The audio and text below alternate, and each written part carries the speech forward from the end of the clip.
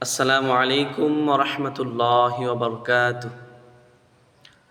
আরাফার দিনে সবচেয়ে শ্রেষ্ঠ আমল এবং দোয়া, নবীজি সাল্লাল্লাহু আলাইহি সাল্লাম বলেন, এই দোয়াটি আমি এবং আমার আগে যত নবী کرام ছিল তিনারাও আরাফার দিনে এই দোয়াটি করতেন।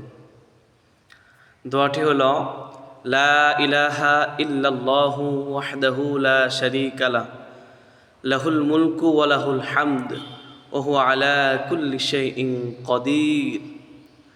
যে ব্যক্তি এই দোয়াটি আরাফার দিন বেশি বেশি পড়বে, কিয়ামতের ময়দানে আল্লাহ পাক রব্বুল আলামিন তার আমল নামা খুব ভারী করে দেবেন।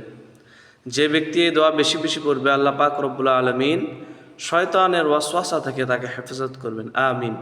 ভিডিওটি ভালো লাগলে শেয়ার করে দেবেন এবং অপর মুসলমান ভাইকে এই দোয়াটি শেখার অনুরোধ করবেন। আমিন।